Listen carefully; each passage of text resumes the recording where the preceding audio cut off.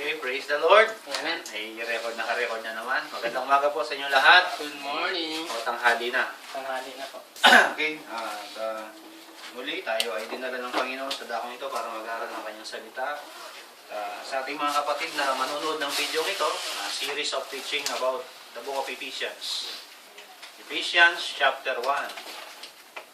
Okay, sige, tayo ay manalangin. Pray muna tayo. Hallelujah. Hallelujah. We bless you, Lord. We bless you, Jesus. Hallelujah. Hallelujah. Hallelujah. Hallelujah. Ama naming Diyos na banal, kami po isama-samang lumalapit, O Diyos, sa umagang ito. Sa diwa po ng pananalangin ito, Panginoon, nilalapit namin una sa lahat ang aming mga sarili. Patuloy niyo kaming pakasaliksikin at linisin ng iyong banal na dugo, Panginoon. Sanctify us, Lord, truly, by your words, dakilang Diyos. Sa umaga pong ito, sa aming pag-aaral ng iyong mga salita, dalangin namin ang patuloy niyong pagsama sa amin, karunungan, wisdom that came from you, Lord, na patuloy naming maunawaan ang mga bawat salita ninyo, Panginoon. At higit sa lahat, O Diyos, hindi lang kami ma-equip, hindi lang kami masabihan sa mga salitang ito, kundi ang nais namin, O Diyos, at nasa ng aming puso, ito'y patuloy naming maisa pamuhay, Panginoon. Dalangin ko, Panginoon Diyos, samahan niyo kami sa maikling oras ng aming pag-aaral ng iyong salita, at dalangin kong patuloy ang bahay na to, patuloy niyong lukuban ng iyong presensya. Ang apat na sulok ng kwartong ito, ang bahay na to, kayo ang patuloy na maitas at maparangalan. Holy Spirit, kayo ang aming mabuting takapagturo. Samahan niyo po kami sa maikling oras na ito at patuloy naming ibinabalik sa inyo ang kapurihan, kapasalamatan sa pangalan ni Jesus. Amen. Amen. Sige, Book of Ephesians. Ephesians chapter 1. Magkakaroon po tayo ng series na pag-aaral para tuloy-tuloy po tayong makaunawa. Galatians, Ephesians. Ephesians chapter 1. As an introduction, ang Epeso po ay sulat ni Apostol Pablo. Considering maraming comment na nabanggit about the book of Ephesians, ito raw yung pinaka-great letters of Paul. Higit sa Galatia, higit sa Corinto, higit sa Philippians, Colossians, so any other book. Ito raw ang pinakadakilang sulat ni Apostol Pablo. Kahit ako, nagulat ako dito eh. Ito kasi talaga yung ano natin eh. Kumbaga, dito nabuo yung identity natin bilang mga Kristiyano. At meron ding kasulatan nito, patungkol talaga kung paano pa tayo inibig ng Diyos o paano pa tayo pinili ng Diyos bago pa ang pagkalikha ng sanlibutan. Amen? Basahin na lang natin isa-isa. Paano kaya? Basa tayo ng isa-isang verse. Mauna ako pagkatapos si Brother Rosbel paikot. Ephesians chapter 1, verse 1. Si Pablo, apostol ni Kristo Jesus, sa pamamagitan ng kalooban ng Diyos, sa mga banal na nasa Epeso, at sa mga mananampalataya kay Kristo Jesus. Verse 2. Sumain niyo nawa ang biyaya at kapayapaan mula sa Diyos na ating Ama at sa Panginoong Jesucristo. Mga pagpapalang spiritual sa pamamagitan ni Kristo. Magpasalamat tayo sa Diyos at Ama ng ating Panginoong Jesucristo. Pinagkalooban niya tayo ng lahat ng pagpapalang spiritual dahil sa ating pakikipag-isa kay Kristo. Ayon sa pagkapili niya sa atin sa Kanya, bago itinatag ang sanglibutan, upang tayo maging mga banal at mga walang dungis sa harapan niya sa pag-ibig. Amen. Dahil sa pag-ibig ng Diyos, tayo'y kanyang itinalaga upang maging mga anak niya sa pamamagitan ni Jesucristo. Iyan ang kanyang layunin at kalooban. Siya kapupuri ng kaluwalhatian ng kanyang biyaya na sa atin ay pinagkaloob na masagana sa minamahal. In Him we have redemption through His blood, the forgiveness of sins in accordance with the riches of God's grace. Amen. That He lavish on us, lavish on us with all wisdom and understanding. Amen. Okay. Para maunawaan ang kanyang lihim na plano na nais niyang matupad sa pamagitan ni Kristo. Then, to be put into effect when times will have reached their fulfillment, to bring all things in heaven and on earth together under one head, even Christ. Amen. 11. Sa Kanya ay tumanggap din tayo ng isang mana na itinalaga nung una pa ayon sa layunin niya na gumagawa ng lahat ng mga bagay ayon sa Kanyang pasya at kalooban. 12. Upang tayo maging kapurihan ng kanyang kaluwalhatian, tayo'y magsiasa ng una kay Kristo. 13. Kayo may naging bayan ng Diyos nang kayo'y manalig sa Kanya matapos niyong marinig ang salita ng katotohanan ang mabuting balita na nagdudulot ng kaligtasan. Kaya ipinagkaloob sa inyo ang Espiritu Santo ay pinangako ng Diyos bilang tatak ng pagkahirang sa inyo. 14 na siyang patatao sa ating mana, hanggang sa ikatutubos ng sariling pag-aari ng Diyos, sa ikapupuri ng kanyang kaluwalhatian. Kaya nga, mula nang mabalitaan ko ang tungkol sa inyong pananalig sa Panginoong Hesus at kanyang pag-ibig sa lahat ng hinirang,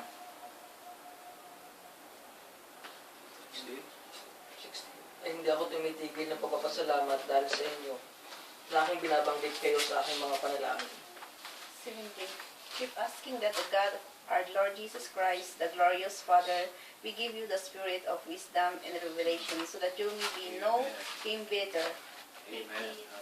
Pray also that the eyes of your heart may be enlightened in order that you may know the hope to which He has called you, the riches of His glorious inheritance in the saints. Amen.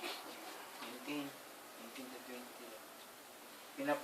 Pinapanalangin ko rin na malaman nyo ang napagkadakilang kapangyarihang Diyos para sa atin mga sumampalataya sa Kanya. Ang kapangyarihan din ito ang ginagamit niya ng buhayin niyang muli si Kristo at pinaupo sa Kanyang kanang sa langit. 21.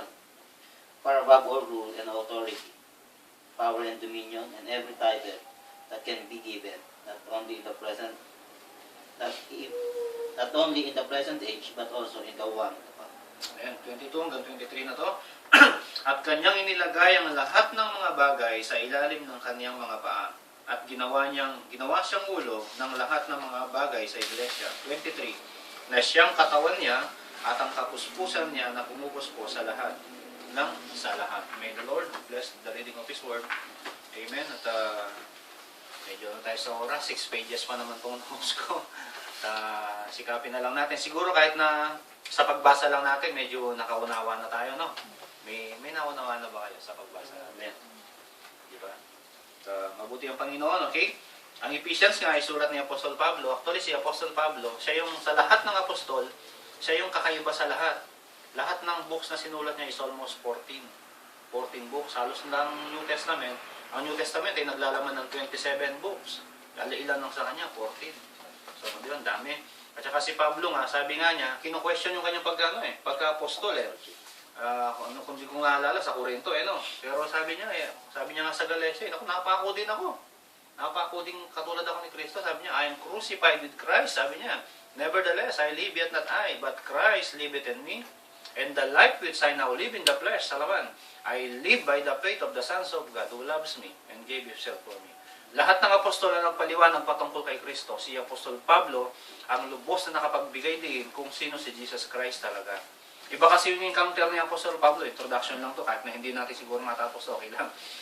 Si Apostol Pablo kasi iba yung yung encounter niya sa Panginoon. Ang encounter ni Apostol Pablo, nung nasa road of Damascus siya, kumuha siya ng lisensya, kumuha siya ng kasulatan para talagang mag-persecute sa mga believers. Pero ang Panginoon, mabuti siya. May panawagan si Apostol Pablo talaga. Sabi nga dun sa verse 4, sabi niya, ayon sa pagkapili niya sa atin, sa kanya, bago itinatag ang salibutan, upang tayo maging banal at walang dumi sa harapan niya. Bago pa itinatag ang salibutan, bago pa yung Genesis 1:1, pinili ka na, Brother Paul. Pinili niya tayong lahat. Naniniwala kayo doon? Maniwala kayo, naniniwala. Bago pa itinatag ang sanlibutan, bago pa yung Genesis 1:1, yung existence pa before doon, pinili ka na niya, Brother Rosbel. Pinili ka na rin niya, Sister Joy. Ito si Sister Joy, magsusungulid ito pagdating ng panahon. Amen. Diba, Sister Janet, song leader din yan. Pinili niya na tayo, alam na ng Panginoon yun. Naniniwala kayo doon? Amen. Kaya nga siya yung Alpha, siya rin yung Omega. Yung mangyayari sa darating na panahon, alam na niya, tapos na. Nakita niya nagtagumpay na si Sister si Ate Glo. Nakita niya nagtagumpay na rin si Brother Rosbel doon sa darating na panahon. Nakikita na ng Panginoon, tapos na eh. Parang sa basketball yan, kung mag-i-start tayo, start na tayo, laro na tayo. Hindi, tapos na. Nanalo kayo. Ganun ang Panginoon eh. Kaya nga siya yung Alpha and Omega. Nakita na niya yung natapos. Amen. Kaya huwag na tayo mag-struggle pa sa katayuan natin ngayon bilang mga Kristiyano at bilang yung buhay natin secular. Okay.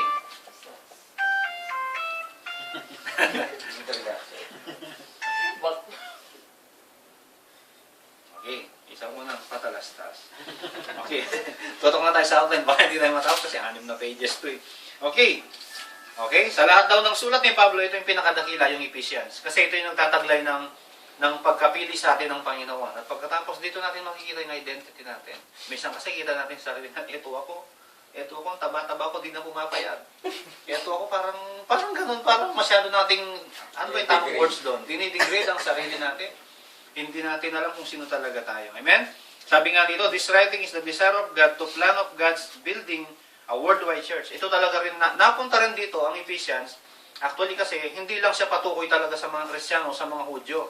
Dito rin, binanggit din yung mga Hentil. Tayo yun, mga Hentil. Sinanib tayo. Sabi nung Romans 11 ba? Romans 11 na tayo yung sangang isinanib. Dinugtong. Kumbaga, ano lang tayo, extra pero naging bida. Amen. O, tuloy natin. Worldwide Church and redeemed by Christ. Sabi niya dito, at pinagbukulod sa isang samahang tinatakan at pinapatnubayan ng banal na espiritu. Sabi nga dun sa, tuwa-tuwa naman niya. Sabi nga dun sa, 2 Timothy 2:15, ano sabi ron? Ay, 2:17? 2 Timothy 2:17 o 2:15, sabi niya gano'n. Subalit, sabi niya gano'n, matibay ang saligang itinatag ng Diyos at tinatakan ng ganito. At ang lahat ng tumatawag sa pangalan ng Panginoon dapat lumayo sa kasamaan. Yun yung natin, tatak natin, sealed tayo ng Holy Spirit. Kaya being shielded with the Holy Spirit, talagang lalayo tayo sa kasamaan. Hindi natin kusang gagawin yun, kundi yung meron tayo sa loob natin, si Kristo na meron tayo, siya yung mag-uudyok sa atin na hindi na natin gagawin yun. Kaya nga sabi ng iba, parang hirap talagang bumait. Kaya di ko magawa. Diba? Pero hindi. Yun talaga yung destiny natin. Okay, tuloy natin. Ang Ephesians, meron siyang 2 parts. Chapter 1 at saka chapter 3 is about teaching, katuruan. Ang chapter 4 hanggang 6, practical na pangangaral. Pero chapter 1 pa lang tayo. Okay, simulan natin sa verse 3 kasi pagbati yung 1 and 2 eh. Sabi sa verse 3, di ba? Ang patungkol doon, Christ blessed us with the spiritual gift. Binigyan niya tayo ng kani-kaniyang spiritual na kaloob. Bababasa nyo rin yan sa Corinthians, 2 Corinthians chapter 14 or 1 Corinthians chapter 14. Yung mga gift. At kung meron ka ng gift ngayon, kung meron kang regalo ng Holy Spirit, yung gift of the Holy Spirit, hindi para sa sarili nating kapakinabangan. Halimbawa, may gift ako ng discernment. Hindi sa kapakinabangan mo ba, na-discern ko si Brother Rosbel, ha? Hindi ko siya ipag-chichismis doon sa na-discern ko sa kanya. Kung ano man yung na-discern ko sa kanya, sasabihin ko sa kanya, ito ka ngayon. Pinaramdam sa akin ng Panginoon. Kailangan mong ano yan. Halimbawa ano yan. Kailangan mong makalaya yan. Ba, may problema ka. Ito ang binigay sa akin ng Panginoon. Ganito raw ang gawin mo. Yung pang ganon, nakakuha niyo po ba? Yung mga gift natin, ibinigay, hindi para sa ating sariling kapakinabangan. Yung mga gift natin, kung spiritual gift yan, para sa kapakinabangan ng mga kapatiran. Hindi para sa benefits natin. Kaya pagka meron kayong gift, kayo ang nagbe-benefit, hindi yung gift galing sa Panginoon. Give nyo lang yun. Sariling give nyo lang yun. Amen. Give thanks lang yun. Okay, yung mga individual blessing. Lahat tayo may mga individual blessing. Spiritual, sabihin man natin sa pagtugtog, pag-awit, pagtuturo, mga gift yan. Sabi nga, sino yung magturo, magturo. Kung merong ng pagbibigay, magbigay. Kung merong, ano pa yung mga sinabing gano'n? Mangaral, unawa, mangaral. Okay, o verse 4, para matapos tayo. Yung verse 4, it talks about predestination. Ibig sabihin ng predestination, di ba, destinasyon. Pagka may pre, ibig sabihin, bago. O talagang bago muna. Ibig sabihin, meron na tayong predestination. Bago pa yung papupuntahan, meron na talagang nakatalaga na tayo doon. Kaya nakakapagtaka, napakahiwaga ng Panginoon. Bago pa ang creation pala, naisip na ng Panginoon si Sister Jo, na ililikha niya. Naisip na si Brother RJ. Isipin nyo yun. Bago pa yung Mars, bago pa yung Jupiter, bago pa niya hinihipan na ito yung Earth. Pero si Sister Lo, lalabas din sa mundo yan. Si Brother Paul, lalabas din sa mundo yan. Ganon siya. Tama po ba? Ganon siya eh. Pinili ka nga before creation eh. Para maging banal at walang dungi sa harapan niya eh. Sabi dito, predestination of being adopted to be holy and blameless. At ibang pagpapakahulugan natin ng banal, ibig sabihin ng talaga ng banal, to set apart. Kumbaga, hiniwalay talaga tayo. To set apart, to be holy. Okay, verse 5. Basahin, sundan nyo na lang sa, sa mga Bible nyo. Verse 5, basahin ko. Tayo'y tinalaga sa pagkupkop upang maging kanyang mga anak sa pamamagitan ni Yesu Kristo ayon sa kanyang kabutihang kalooban. Verse 5, predestination din, adoption o pagkupkop. Yung adoption na pinag-aralan natin no last week, ibig sabihin ng adoption, tayo'y pwedeng tumawag na Aba. Ibig sabihin ng Aba, yung talagang yung parang siya, hindi lang siya yung anak ka dun sa kasulatan. Yung mga anak sa kasulatan, hindi pwedeng tumawag ng Aba. Ibig sabihin tayo talaga, parang yung biological talaga. Biological son talaga. Kaya pwede tayong tumawag na Aba. Sabi niya gano'n, yung the glory of His grace. Yung yung kaluwalhatian ng kanyang biyaya. Kaya nga pagka yung biyaya ang pinag-usapan, walang katapusan talaga eh.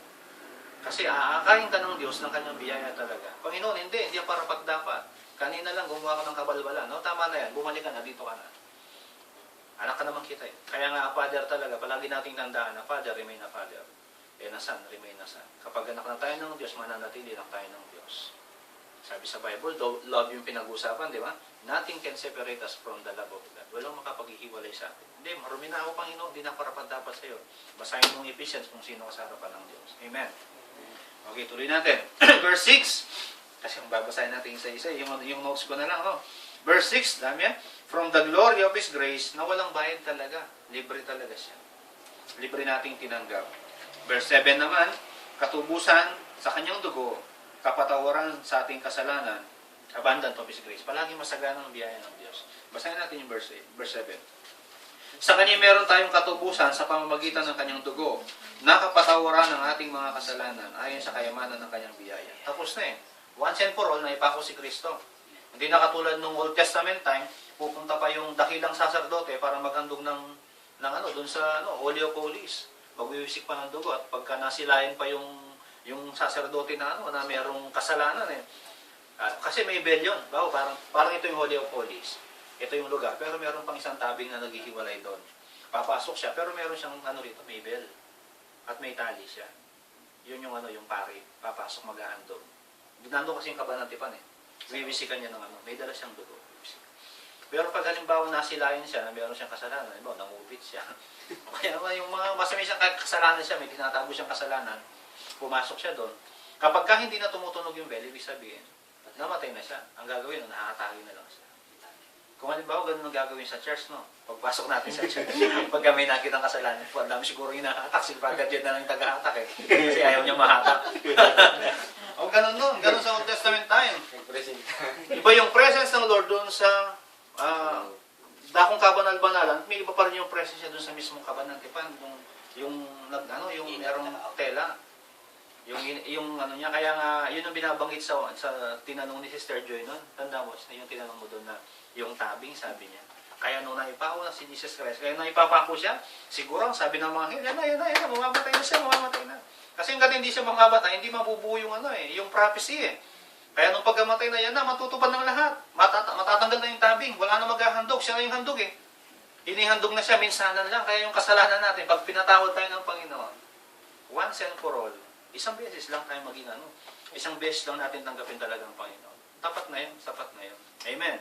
May natutunan ba tayo? Kahit may notes tayo, saan tayo napupunta?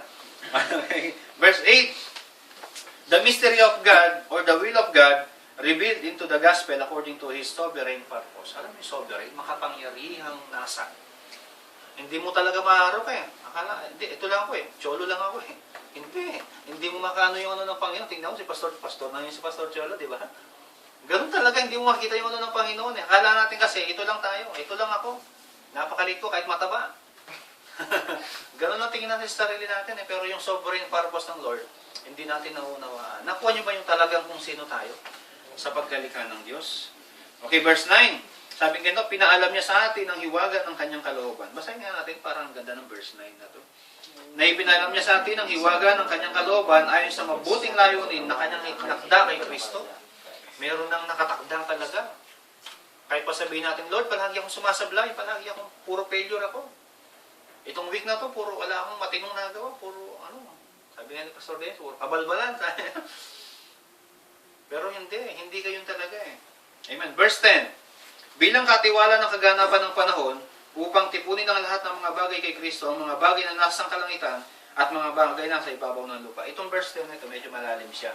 Kahit basahin natin siya ng gano'n, surface, pero ang talagang pagkakahulugan nito, ang pagkakatipon talaga, tayong mga buhay at saka yung mga patay, titipunin din. Kasi yung body natin, magiging glorified body. Yung mga namatay na, kukunin uli yun, mabubuo uli yun. Kung may mga nalibing, yung mabubuo talaga siya. Nakuha niyo po ba yun? Pag-aaral natin minsan sa Revelation. Yung mga namatay, kung paano mabubuo uli yung katawan. Eh sabi nga, paano raw yung mga naitapon sa langit? Sabi ng Bible, mabubuo eh. Kahit pa sinunog eh, mabubuo eh. Hindi natin maarok ang kapangyarihan ng Diyos. Amen. Kaya niya yun. Amen. Naniniwala kayo? Amen. Yun yung verse 10. Pero sa notes ko, ano nakalagay doon? Okay pala, sa verse 9, ipinalam niya sa atin ang hiwaga ng kanyang kalooban. Yung ibig sabihin, gospel dispensation. Kaya malaya tayo sa word of God eh. Malaya tayo makaunawa. Sabi na, of His fullness of time, yung kaganapan ng panahon. Yung revelation na may notes pala ako natin ng revelation, sometimes pag-aaralan din natin yan. Okay, verse 10, bilang katiwala ng kaganapan ng panahon. Tayo pala yung katiwala sa mangyayari sa darating na panahon. Sa atin pa rin pinagkatiwala. Kasi alam na natin eh. Alam niyo na ba yung sa darating na panahon? Kung ano magiging buhay natin? O yung sabi nga last kawawang-kawawan. Kasi, kaya nasabi kong kawawang-kawawa, nandun kami sa isang kumpanya namin nalilipatan. Naglilinis-linis kami ng makina. Mga kasama ko, Koreano. Kasi si Sadyang, wala palagi yung Sadyang namin. Lumalabas-labas. Ang laki ng kumpanya.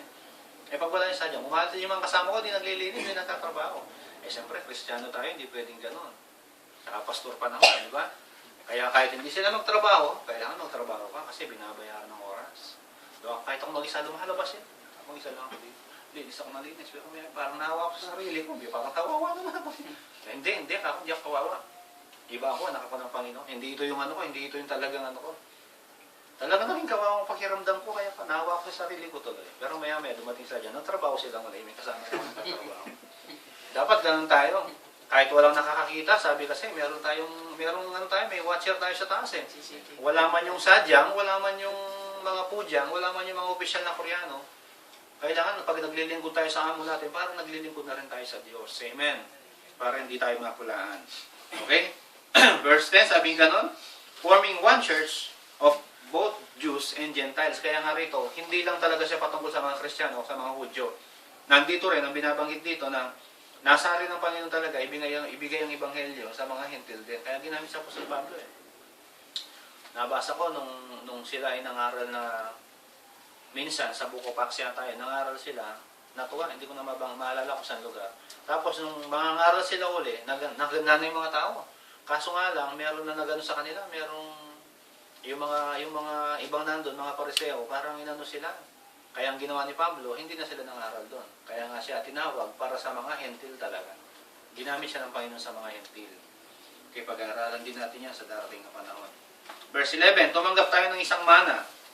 Ito yung mana. Tayo tagapagmana ng Panginoon. Being predestinated, foreordained. Doon na tayo nakatalaga. Doon na tayo nakaplano.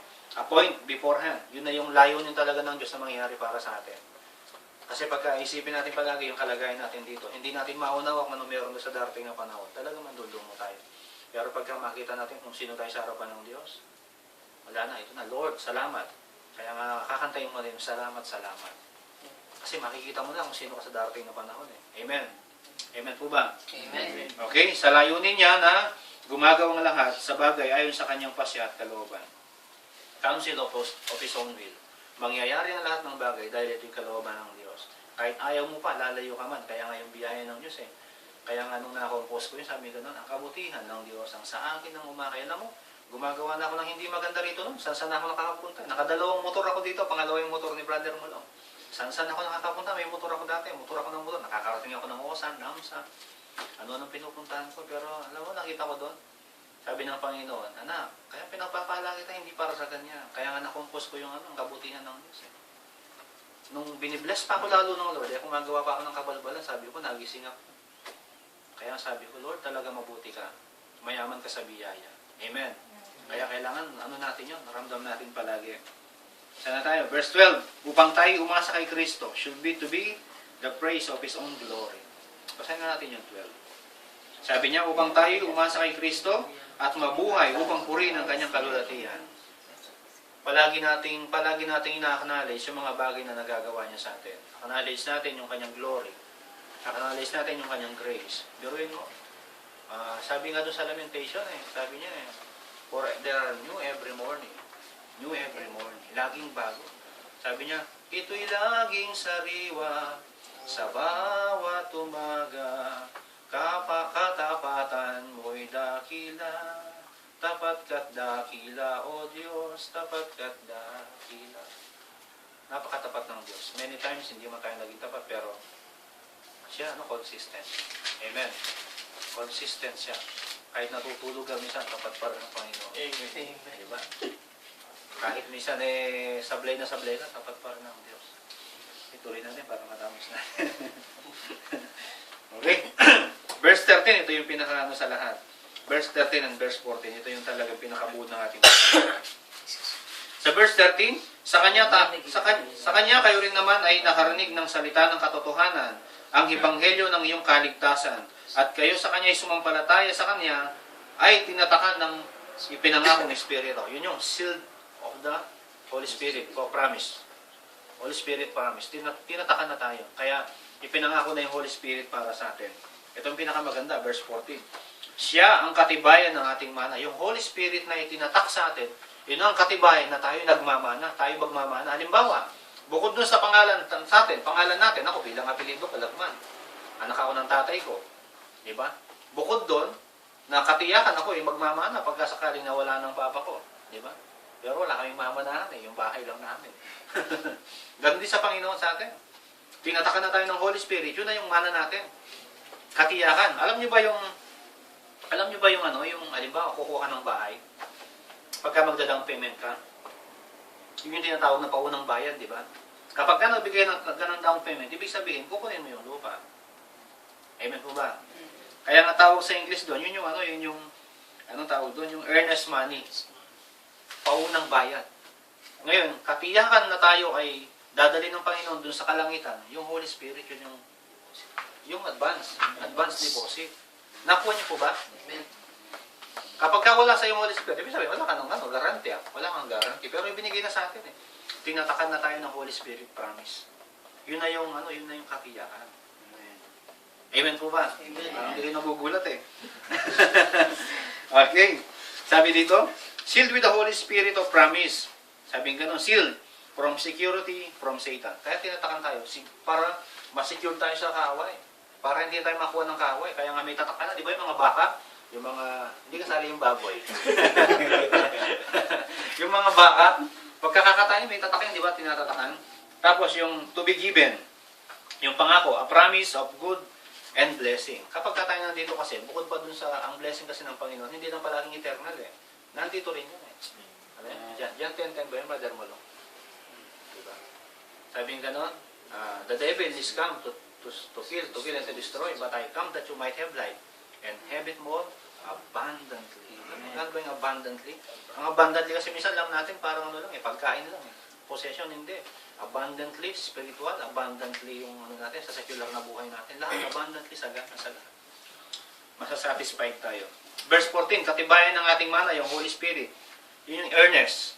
Money which is purchased is given to a pledge or down payment that the full payment will be subsequently paid. Pagkababayaran ng kabuuan. Ibig sabihin, pagka nasa atin ng Holy Spirit, tiyak na tayo ng kaligtasan mula sa Panginoon. Amen po ba? Amen. Parang hindi kayo nagugulat Yun yung purchase possession to be obtained. Nakatunayan na makukuha natin yung kaligtasan. Nakatunayan, makakarating tayo sa langit pagka may tatak tayo ng Holy Spirit. Amen po ba? Amen. May natututunan kayo? Amen. 1, 2, 3. Okay, 3 pages na. Tapos, ano tayo? Verse 15. Okay, ito yung namang prayer ni Pablo. Huwag na natin babasahin. Good comment about their faith, form of writing of Paul. Palagi kasi ng ni Pablo kasi, palagi pag nasusulat siya, una pagbate, pagkatapos, yung good comment. Hindi siya kagad babatikos. Nakita ko lang bumatikos siya sa Korinto. So sabi niya, yung pagdating ko dyan, sabi niya, binanggit nga doon sa Corinthians chapter 14 Sabi niya, pagdating ko dyan, wala nang patapatawad. Sabi niya Apostol Pablo. Sa mga matitigas ang ulo talaga, titira kagad si Pablo. Pero sa mga ibang books, una, pagbate, pagkatapos, good comment. Kaya sa Philippians, ganun yung writing niya. babati siya, pagkatapos niya bumati, good comment. Pero pagkatapos niya magbigay ng good comment, magbibigay siya ng, ito naman ang gawin niyo. Alam ko namang ginagawa niyo yung mabuti, pero ito pa rin ang gawin niyo. Dagdagan niyo pa rin. Ganun ang writing ni Paul sa verse, sa mga ibang books niya. Sabi nga dito na kaya ko na isulat. Ito, sa verse 17, prayer and desire of Paul of the Father to glory, giving us to the spirit of wisdom. Basahin nga natin yung verse 17. Di ba yung binanggit ko na verse 15, ina-acknowledge ni Paul yung good meron siyang good commendation. Pero pagkatapos ng good commendation niya, meron siyang palagi iniuutos. Sabi, basahin ko na lang dito sa 15, no? Dahil dito, sapagkat narinig ko rin naman ang inyong pananampalataya sa Panginoong Jesus at sa inyong pag-ibig sa lahat ng mga banal, sabi niya, hindi ako tumitigil sa pagpapasalamat para sa inyo. Binabanggit ko kayo sa aking mga panalangin. 17, upang ang Diyos na ating Panginoong Jesucristo naman, Kristo, Ama ng kalwalatian, ay magkalob sa inyo ng espiritu ng karunungan. Ito yung spirit of wisdom. At nagpapahayag ng isang ganap na pagkakilala sa Kanya. 18, yamang naliwanagan ang mga mata ng inyong mga puso upang malaman ninyo kung anong pag-asa ng Kanyang pagkatawag at kung anong kayamanan ng Kanyang kalwalatian ng Kanyang pamana sa mga banal. 19, at kung ano ang di masukat na kadahilan ng Kanyang kapangyarihan na sa atin ay sumasampalataya ayon sa paggawa ng Kanyang kapangyarihan ng Kanyang lakas. Okay, hanggang doon muna sa 19. Alam niyo ba dito, nung binabasa ko ditong Ephesians, napakalawak talaga niya. Itong Ephesians, bibigyan tayo talaga ng karunungan, wisdom, sa pagkaalam sa Diyos. Hindi lang yung simpleng alam natin ng Panginoon, kundi malaman talaga natin kung sino talaga ang Diyos, ang Kanyang kalwalatian, ang Kanyang espiritu, ang Kanyang nasa, ang Kanyang plano. Alam niyo, pagka binanggit kasi sa Tagalog, medyo mababaw eh. Pero sa English, yung divine purpose. Ano yung divine? Sagrado, sakdal. Kasi hindi ginagamit yan sa sanlibutan yung word na ganyan. Wisdom, hindi ginagamit din sa sanlibutan yan. Kapag binabi na wisdom, divine, yun yung plano talaga ng Panginoon sa atin, yung heavenly purpose para sa ating lahat. Kaya nga pagkababasahin natin yung Ezekiel, sabi mo, Ezekiel chapter 33 yata yun hanggang 36. Talagang ang Panginoon, wala siyang nasa ni isang kaluluwa na mapahamak. Gusto niya talaga maabot. Doon meron talaga nakatalaga, yung binabanggit na nakatalaga sa kapahamakan. Hindi naman tayo yun. Sino yung binabanggit na brother mo lang? Si Judas. Kasi talagang inano niya na eh. Inano niya na nung pinagkaluluwa ng Panginoon eh. Sabi gano'n ng Panginoon, lahat ng ibinigay sa akin ng Ama, sabi niya gano'n. No one can pluck them of my hand. Walang makakakuha sa aking kamay. Kung mabasahin niyo yung John 15, no? John 15, yung siya yung good shepherd talaga. Walang makakano. Maliban lang, sabi niya gano'n, kung talagang hahanapin niya yung kanyang sariling kapahamakan. Kapag ka nasa kamay tayo ng Diyos, sabi nga dun sa, nung patala sa bangko, in Metrobank, you're in good hands, sabi niya. Pero hindi sa Metrobank. Sa PNB ba? Hindi. Sa Panginoon. Kapag tayo nasa Panginoon, sabi nga, we are in the good hands. Hindi sa Metrobank. Sa Panginoon talaga. Amen. Amen. Tuloy tayo. Sana naman tayo pupunta. Verse okay, yung 17, sabi niya, prayer and desire of Paul. Tapos yung spirit of wisdom.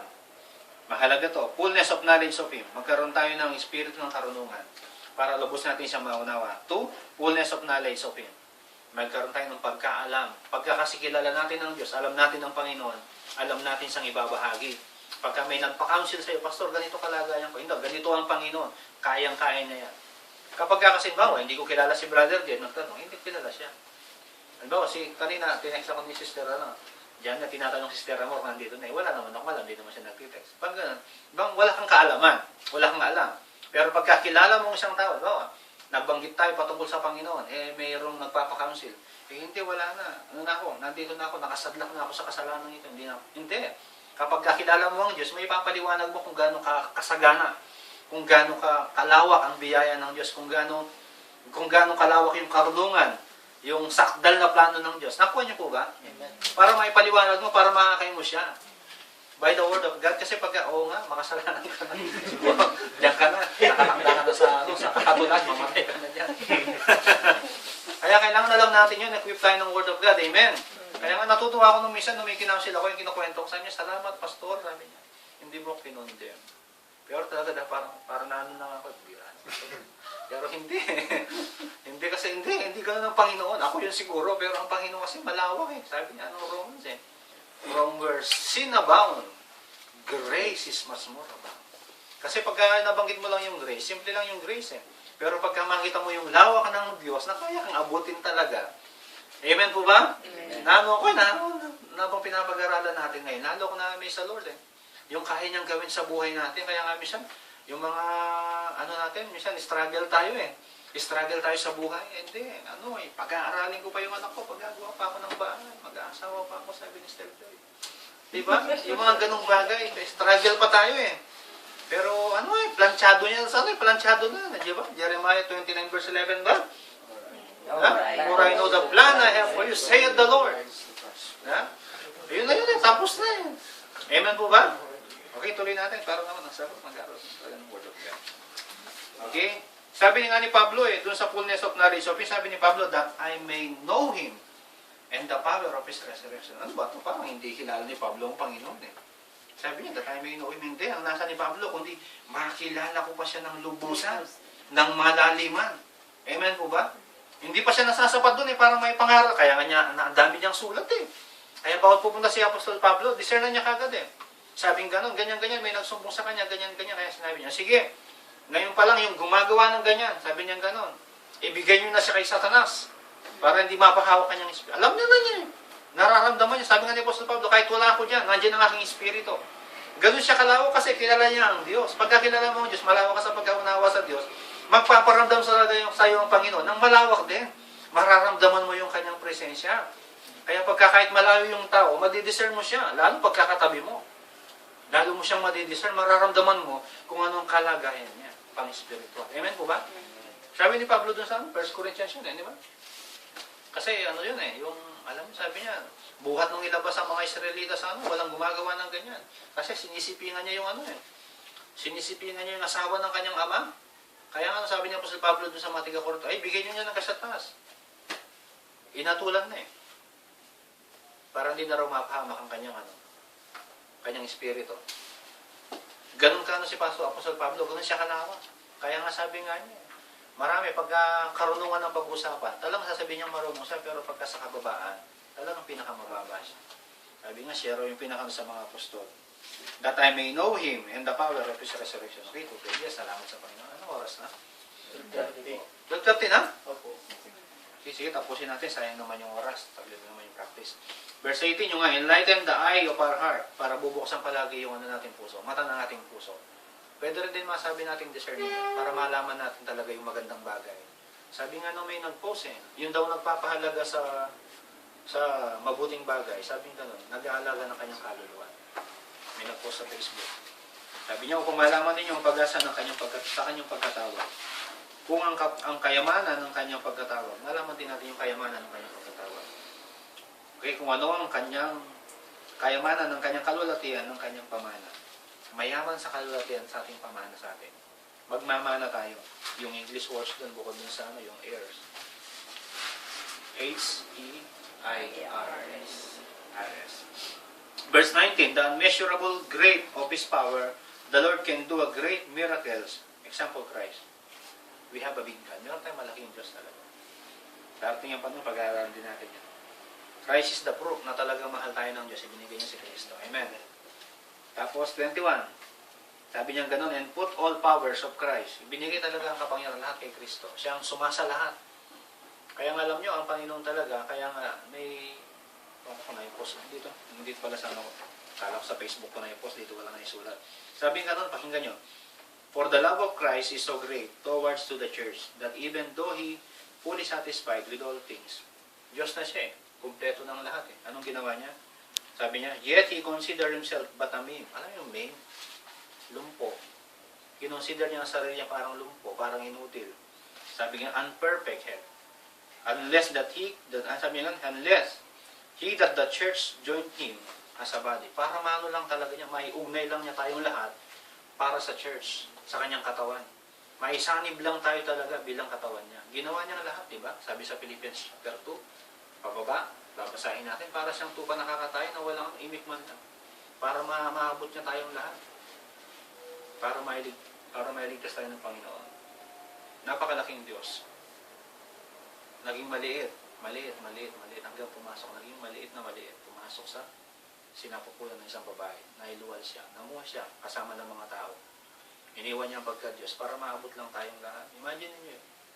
Diyos siya na napakalaking Diyos. Sumasa lahat at nasa lahat. Omniscience, omnipresence, omnipotent. Omniscience, sumasa lahat. Omnipotent, Diyos na talagang malakas, makapangyarihan. Omnipresence pala yung sumasa lahat. Yung presensya niya. Amen po ba? Ang dami ko pang rito eh. This is the reason why the Lord wants us to be a part of His body. Kaya napakaiwaga. Yung mga verse pa naman, magpapatunay. Hindi natin babasahin. Pagka gusto nyo ng mga verse, kunin nyo na lang sa notes ko, nandito lang. Last week din, hindi ko nabanggit yung mga verse, ang dami rin. Kulang talaga yung oras palagi. Amen. Pero ganun pa man, mabuti ang Panginoon. May natutunan po ba kayo? Amen. Praise the Lord. Bago tayo mag-closing prayer, awit tayo ng isang pangawit sa Diyos. Asan yung gitara? Nasa kwarto ba? Okay, kunin ko lang.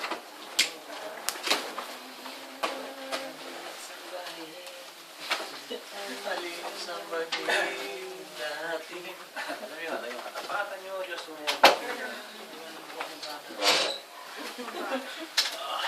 Okay.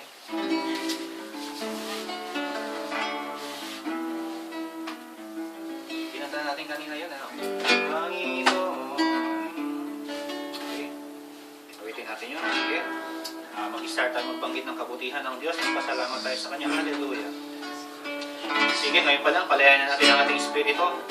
Hallelujah. Bless you, Lord. We praise you, Jesus. Hallelujah. Hallelujah, Lord. Hallelujah. Hallelujah. Hallelujah, Lord. Salamat po, Banal na Espiritu. Salamat, O Diyos. Salamat, Panginoon, sa karunungan na ibinigay niyo sa amin. Na patuloy naming maunawa kung sino kayo. Kung gaano kalawak ang iyong biyaya. Kung gaano kayo kayaman, Panginoon, sa kalwalhatian. Salamat, O Diyos. Salamat, Panginoon. Pinakikilala niyo talaga kung sino kami, Panginoon, sa inyong harapan. Purihin ang iyong pangalan. Purihin kayo, O Diyos. Kaya, Panginoon, sa panig namin, Panginoon, kaya puro magpapasalamat lang, O Diyos. Lord, bilang pag-acknowledge sa inyong katapatan sa amin, bilang pinili niyo, O Diyos, tunay kayong tapat, tunay kayong dakila, O Diyos. Hallelujah. Hallelujah. Hallelujah, O Diyos. Hallelujah, Jesus. Hallelujah.